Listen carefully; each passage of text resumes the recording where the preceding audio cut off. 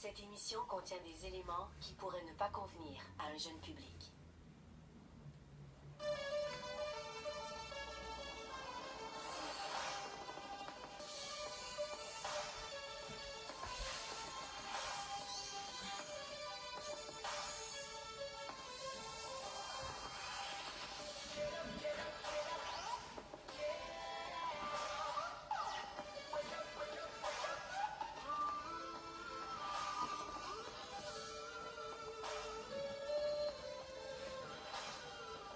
Sénateur, comme je vous le disais, nous sommes là pour vous protéger. Et comme je vous le disais en retour, j'apprécie votre bienveillance, mais je ne crois pas que ma vie soit menacée. Tu peux lui demander maintenant, grand-père?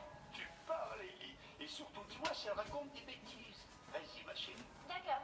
Le 3 juin 2003. Voyons voir, le 3 juin 2003 est tombé un mardi. George Bush était en visite officielle en Égypte. Le joueur de baseball Sammy Sosa a été exclu d'un match parce qu'il y avait du liège dans sa batte. Et laisse-moi deviner, c'est le jour où tu es né. C'est ça. Elle a trouvé. Ah, comment vous avez fait? Eh bien, j'ai un don extrêmement rare. Ma mémoire est infaillible. Tu sembles pourtant oublier ton travail. Oh, Moi je dis ça. très bien. Dans ce cas, ravi de t'avoir rencontré. Oui, moi aussi. Sénateur, Interpol et la police de New York ont de fortes raisons de croire que vous pourriez être la cible d'un assassin. Et pourquoi donc? Parce que j'ai assisté à cette satanée conférence, je n'y suis allé que pour skier, et il a plu pratiquement toute la semaine. 3 personnes qui ont assisté à la conférence de Davos ont été empoisonnées. 2 sont mortes. Et Interpol est convaincu que le tueur est entré aux États-Unis. Nous ne voulons pas que vous couriez le moindre risque, n'est-ce pas, Kelly? Tout à fait, oui. Nous sommes venus pour veiller sur vous. Oh, c'est très aimable de votre part, mais je mène une vie publique depuis maintenant 30 ans. Je suis plus costaud que j'en ai l'air, vous pouvez me croire. Et Nolan, mon garde du corps, est toujours là en cas d'incident. Et puis, il y a cet homme à la mine patibulaire que le festival m'a adjoint gratuitement. Monsieur, nous avons affaire à un tueur professionnel. Nous ne savons pas comment il empoisonne ses victimes, mais nous savons qu'il agit lors d'événements où il y a beaucoup de monde. Très bien. Je vous autorise à faire tout ce que vous jugerez nécessaire. Je remercie aussi votre sémillante équipière qui a si gracieusement diverti ma petite fille. Merci. On garde un œil sur vous. Oui, C'est quand vous voulez, sénateur. Sénateur, laissez-moi vous aider. merci. Je suis à vous. On t'a jamais dit qu'on n'attrape pas les mouches avec du vinaigre? Tu crois que j'étais en train de m'amuser, mais ça faisait partie du plan, et tu vois, il a fonctionné. Mission accomplie. Comment t'as su qu'elle était née un 3 juin? Je suis brillante. J'ai essayé en bouche. Comment c'est de ton côté? Ça commence à se remplir pas mal ici. Tout va bien ici. Si seulement je savais ce qu'on cherche. Interpol et la sécurité nationale n'ont pas beaucoup d'infos. Ce qui est sûr, c'est que ces gars sont de vrais fantômes.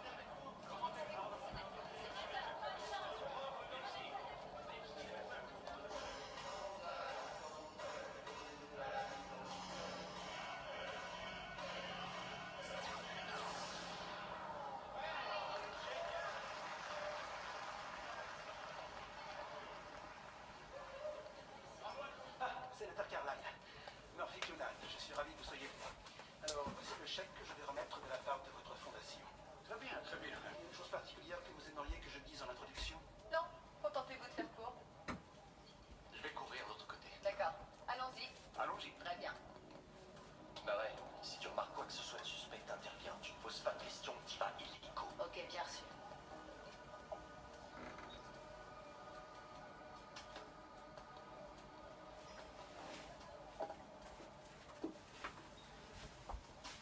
Mesdames et messieurs, c'est un immense honneur pour moi et un grand plaisir d'appeler maintenant devant vous un ancien membre éminent du Sénat, un talentueux capitaine d'industrie, l'inspirateur de la Fondation Carlyle et un Américain aux multiples qualités.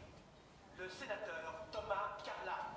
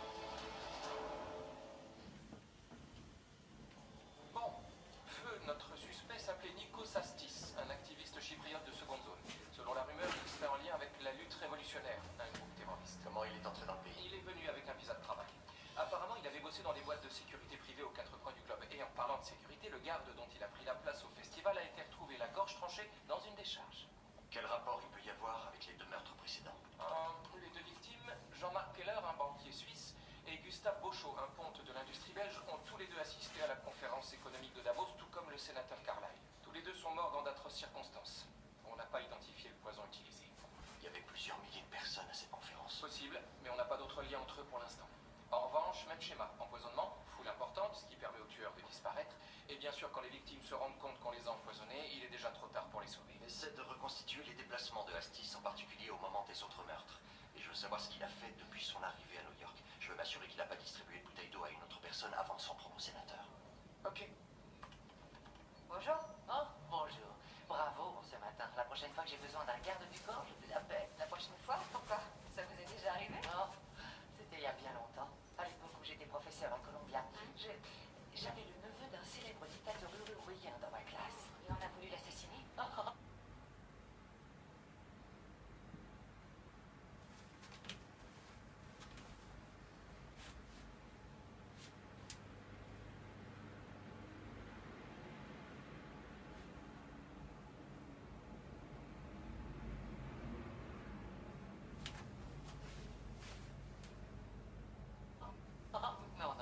Non, rien de ce genre. En fait, il ne sait que très rarement.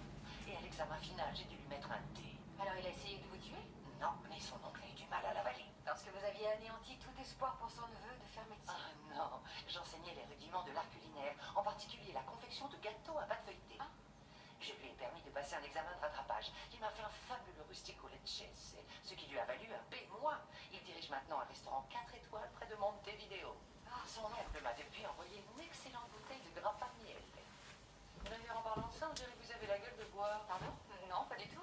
Vous avez trouvé quoi sur la bouteille d'eau? Alors, j'ai relevé des traces évidentes d'aconite, ou Aconitum napellus, une toxine qui provoque des fièvres ainsi que de légères nausées. Et quand enfin vous vous décidez à aller à l'hôpital après environ 24 heures, boum, vous êtes mort, votre organisme ne fonctionne plus. C'est dur à trouver? Très dur. Le procédé d'extraction de l'aconite est d'une rare complexité, ce qui veut dire que votre homme devait être chimiste ou avoir de solides connaissances en la matière. C'est ça justement qui colle pas. Astis n'était qu'un vulgaire criminel, pas un chimiste chevronné. Vous croyez qu'il avait un complice dans cette affaire? J'en suis sûre. J'ai parlé au type de la réception. Il sait pas grand-chose. Astis est arrivé il y a quelques jours. Il a pris une chambre sous son propre nom. Il doutait de rien. Il s'attendait pas à être pris.